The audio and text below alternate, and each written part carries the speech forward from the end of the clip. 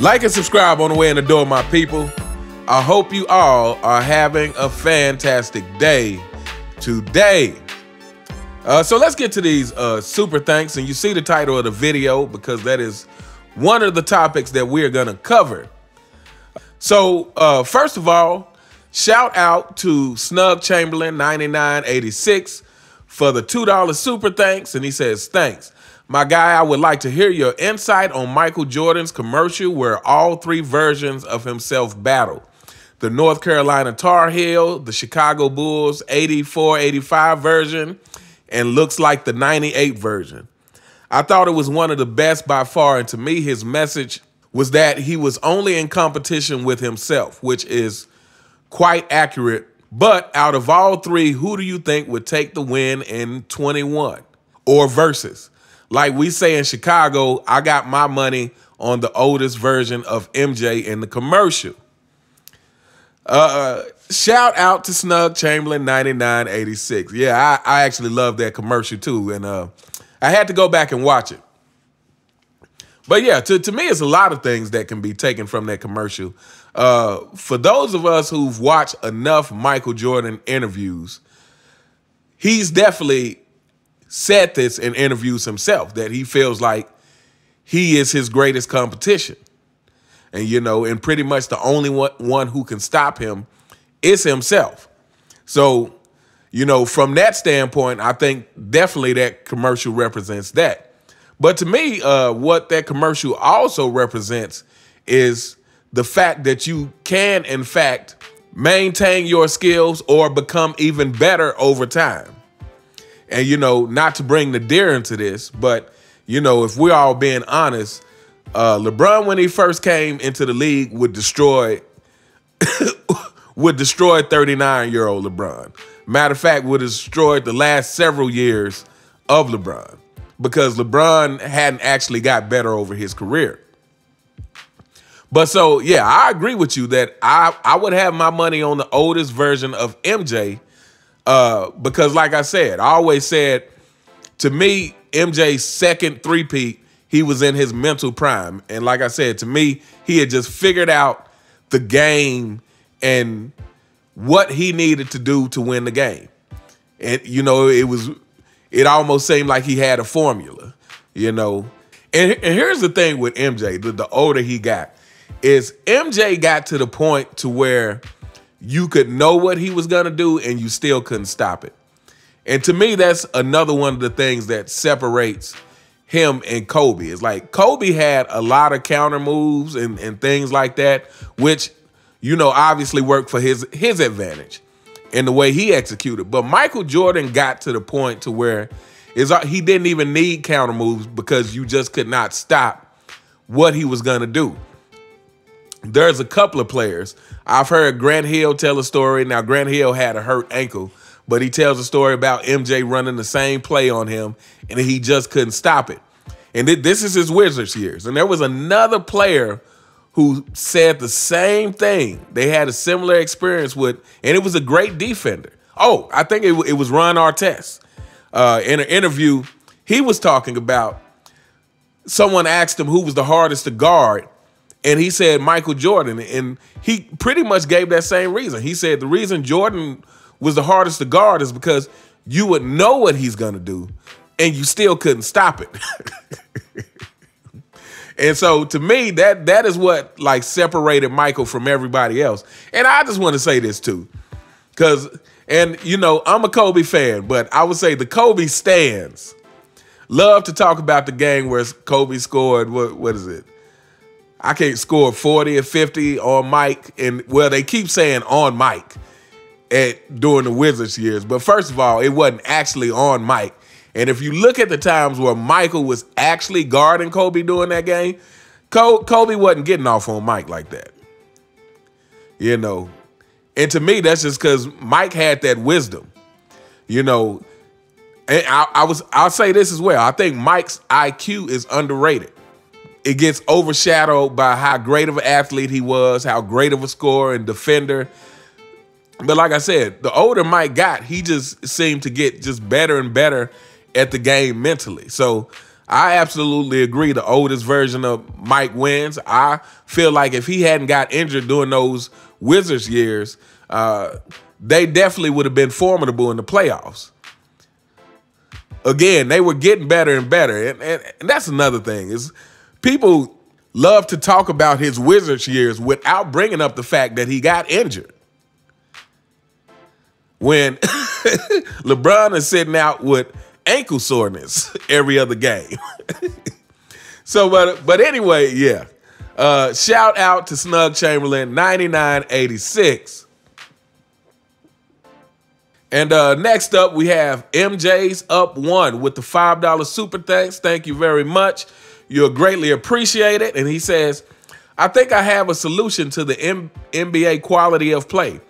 Refs should ref games to the style each team plays and give the advantage to the home team. This would make the home court advantage in the playoffs relevant again and put importance on the regular season. B, stipulations in the contract that your success and rate of play dictates your pay. There are a lot more to those things if you get into the weeds of it, but it will take too long to type. I'm not opposed. Let me say this. I feel like at this point, the NBA is so trash that I think any changes that they would actually stick to could benefit the game. But I mean, I'm not opposed to that, to the refereeing to the style of each team and give the home team the advantage. Because I feel like if you know you're going in to the home team, then you really gonna have to know that you got to seriously bring your A game, or you might as well go ahead and fold the game. But I'm gonna be honest, and with these soft players today, a lot of teams probably would just mail it in. we are not dealing with those level of competitors anymore. But definitely agree with the stipulations in the contract that your success and rate of play dictates your pay. I totally agree with that. Like I said, I think I said on the video, I think they should be on a year-to-year contract. And yeah, I think, depending on how you play and how many games you play, that should dictate what your contract will be like the following year. But anyway, shout out to MJ's Up One. Thanks so much for the $5 super thanks. Next up, we have at Wizman Be Ballin 8498 with the $5 super thanks. And this is coming from my looks like Anthony Edwards is not like Mike after all video. And his comment simply says, it's not just NBA culture, uncommon sense. It's the culture, period. No one takes anything seriously anymore in this generation. And unfortunately, that is 100% facts. It's actually a depressing thought to think, but that is the society we living in. That's the culture we living in. Is nobody takes pride in anything. Nobody takes anything serious. Everything's about just having fun. I mean, everything from the music to, I feel like I can't think of the last time I've seen a really good movie like that was well written. So yeah, movies are trash. It's for that very reason. It's like nobody takes anything serious. Nobody is trying to really cultivate their own creativity. Nobody takes pride. It's all about flash and money. And we see that in every part of the society. So yeah, that facts. Shout out to Wizman Be Ballin 8498. Thanks again for the $5 super thanks. And last but not least, we have Snug Chamberlain again. Snug Chamberlain 9986 with the $5 super thanks. And I actually did a portion of this on the video yesterday. He says, thanks, my guy. Great content and points as usual, and I appreciate you for reading these comments and making them a part of your show. You are greatly appreciated with that. With that out of the way, I've got 3 points I'd like to hear your insight on. Number one, what do you think about the dear LeBron James skipping out on Kobe Bryant's statue unveiling?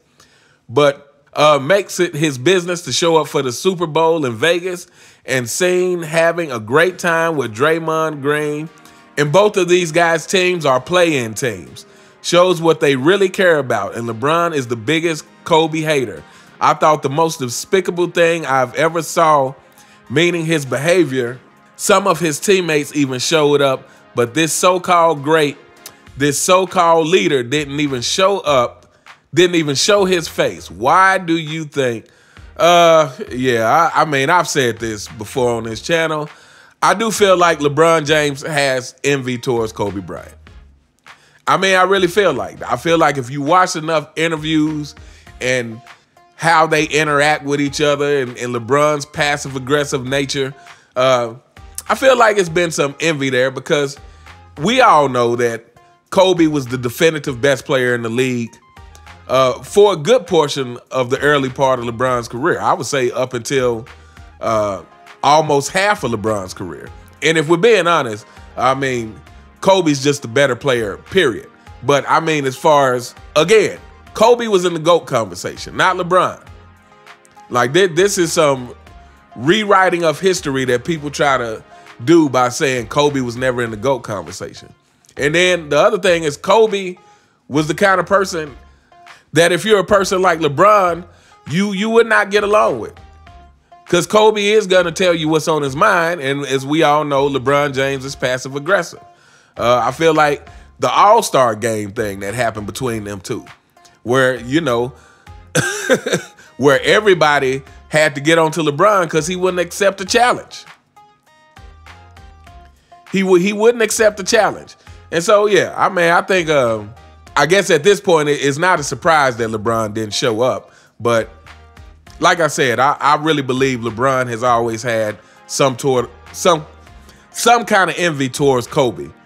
And you can add it to the long list of things that makes LeBron not likable. But I would also say that those things about his character also plays into why he never became the basketball player that he wanted to be. Fanboys, pay attention. I said that he wanted to be.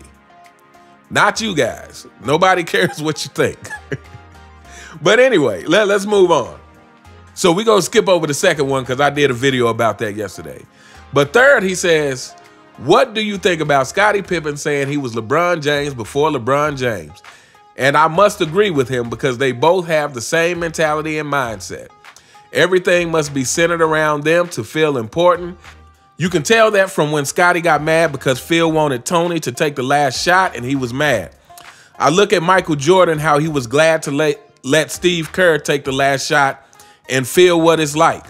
That's what a leader does, and be happy for your teammates. Scottie was on the bench, mad and pouting. Can't really figure out this middle part, but he says, but now he wants to bash MJ on a world tour. I don't know, Uncommon Sense. Help me figure it out. Yeah, I 100% agree that Scottie shares the same mentality as LeBron James. I 100% agree with this. I believe all of this is about, first of all, like I've said this before, some people believe that this whole thing started because of The Last Dance. I believe that this has been there the entire time. Again, remember, Scottie Pippen didn't offer Michael Jordan condolences when his father died. But this didn't come out till later. Matter of fact, Stephen A. Smith said on the show that this is the precise reason why Michael Jordan would never forgive him.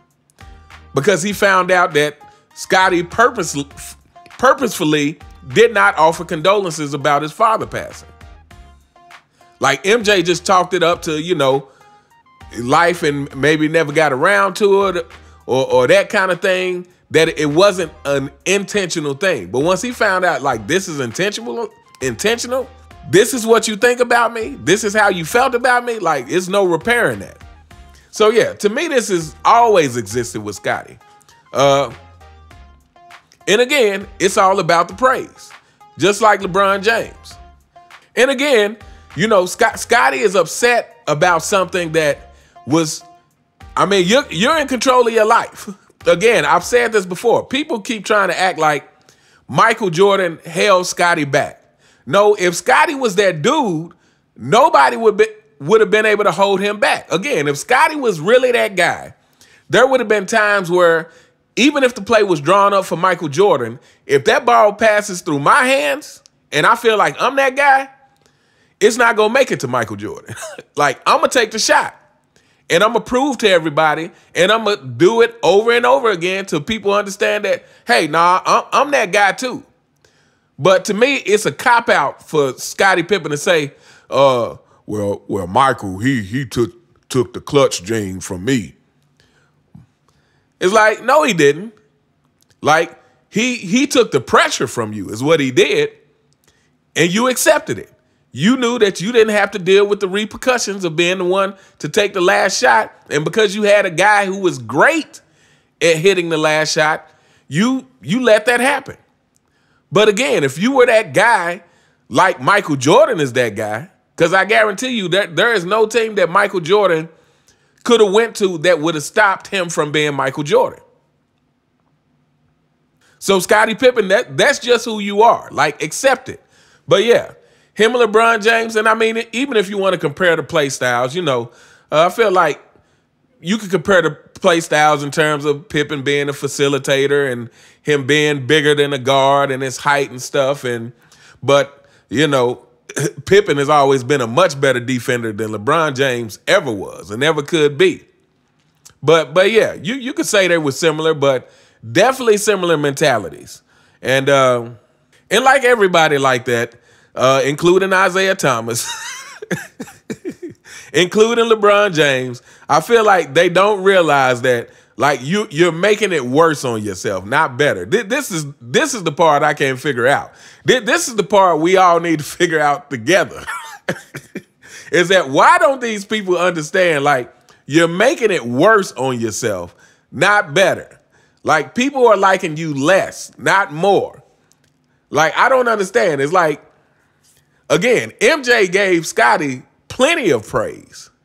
And for Scottie to say that he couldn't have been more condescending, it's like, no, Scottie, the problem is you want the world to think that you were as great as Michael Jordan, to believe that it was Michael Jordan's fault that you didn't get to reach your maximum greatness. And when it's Michael Jordan who actually made you as great as you are. Because without Michael Jordan, again, I don't think we'd be talking about Scottie as a top 50 player. But anyway, we are going to hold up here. Again, shout out to Snug Chamberlain, 9986. Thanks so much for the $5 super thanks. Thank you so much to those who donate to the channel. It's greatly appreciated. Thank you, all of you who continuously support the channel and listen and comment and share the videos, and especially to the ones who share the videos in LeBron James spaces. I have no greater joy than knowing I can ruin the day for some fanboys. But anyway, let me know what you guys think in the comments. You all have a truly fantastic day, and I'll see you next time. All right.